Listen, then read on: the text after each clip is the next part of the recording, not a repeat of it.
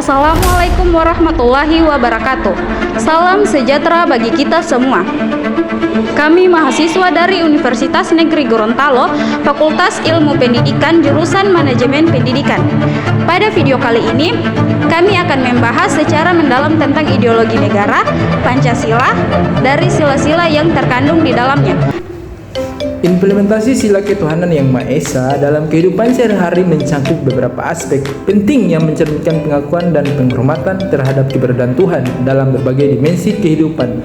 Pertama, hal ini ditunjukkan melalui praktik toleransi beragama, di mana setiap individu menghormati keyakinan dan praktik keagamaan yang berbeda dengan menyadari bahwa semua agama memiliki tujuan mulia dalam membimbing manusia menuju kebaikan. Kedua, implementasinya tercermin dalam sikap yang menjalankan ibadah sesuai dengan keyakinan masing-masing dengan penuh kesadaran dan ketulusan tanpa memaksakan kehendak kepada orang lain.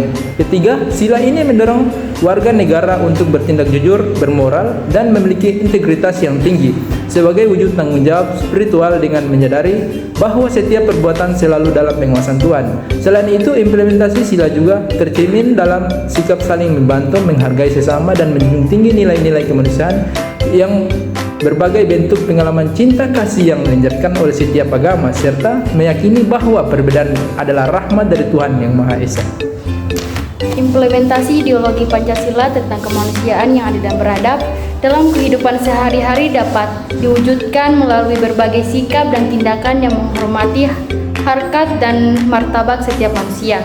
Hal ini berkaitan perlu menghargai perbedaan suku, agama, ras, dan golongan dengan tidak melakukan diskriminasi dalam praktiknya. Hal ini dapat tercermin melalui tindak-tindakan konkret seperti membantu sesama, memberikan pendidikan dan pekerjaan setiap individu.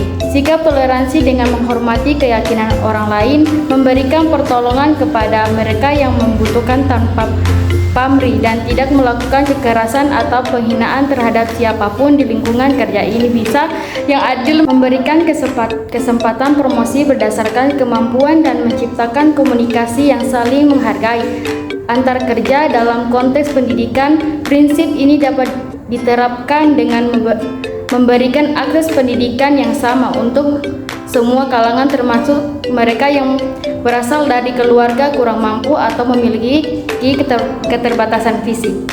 Sila Persatuan Indonesia mengajak kita untuk menghormati dan menghargai keberagaman yang ada di Indonesia tanpa membedakan suku, agama, ras, atau asal-usul. Dalam praktik sehari-hari, hal ini dapat diwujudkan melalui sikap toleransi dan gotong royong.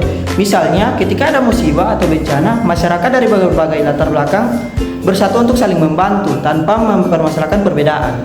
Di lingkungan kerja, sekolah, atau komunitas, kita dapat menerapkannya dengan menghargai pendapat yang berbeda, berkomunikasi dengan sopan, dan menciptakan ruang dialog yang inklusif. Penggunaan bahasa Indonesia sebagai bahasa pemersatu, partisipasi dalam kegiatan kebangsaan, serta menghindari ujaran kebencian dan diskriminasi adalah bentuk konkret pelaksanaan sila kedua Pancasila ini. Inti dari Persatuan Indonesia adalah membangun semangat kebersamaan dan kesatuan, di mana perbedaan dilihat sebagai kekayaan dan kekuatan bangsa, bukan sebagai sumber perpecahan.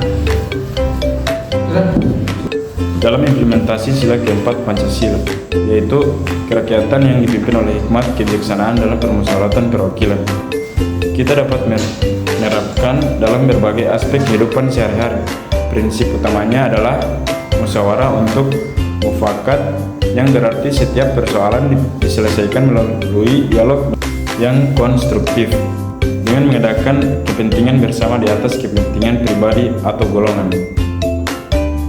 Contoh konkret pendaparan dapat dimulai dari lingkungan terkecil seperti keluarga, di mana setiap anggota keluarga dilibatkan dalam pengambilan keputusan penting melalui diskusi terbuka dan saling menghargai pendapat.